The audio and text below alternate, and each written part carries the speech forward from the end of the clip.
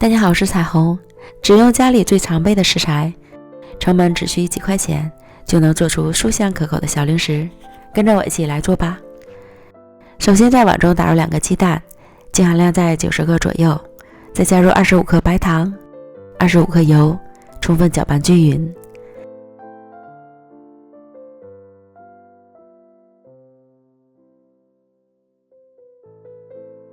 接着再来准备200克低筋面粉，加入1克小苏打，再倒入搅好的鸡蛋液，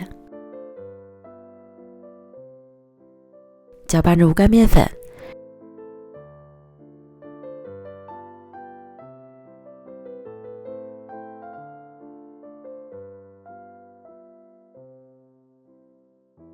然后用折叠按压的手法揣成光滑的面团儿。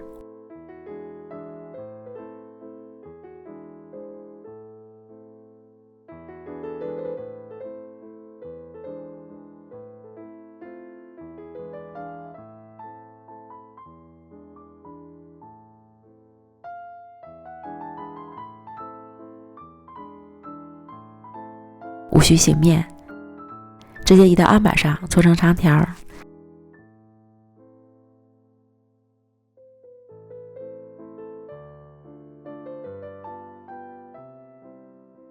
加上大小均匀的面剂，每个面剂大约20克左右，再将小面剂揉成小圆球，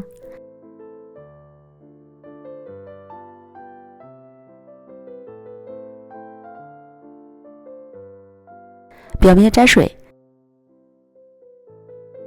再裹上芝麻，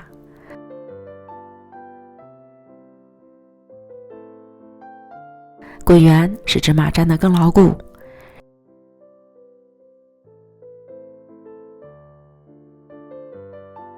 然后在表面切10字花刀，刀口要切得深一点。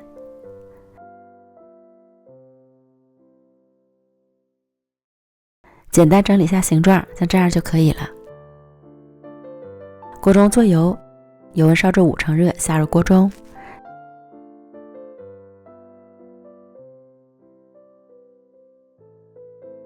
底部炸至定型变色后翻面，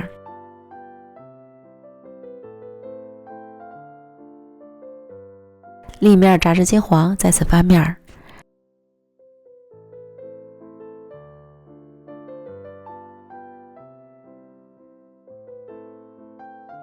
直到两面炸至金黄酥脆即可快用捞出。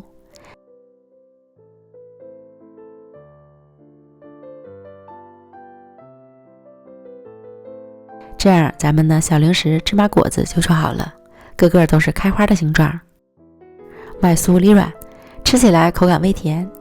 如果喜欢吃更甜一点的，就要再多加一点糖。这个芝麻果虽然是油炸的，但是吃起来一点都不油腻，外酥里软，越嚼越香。简单又好吃的小零食，喜欢的朋友就赶快做起来吧。美食天天更新，咱们明天见，拜拜。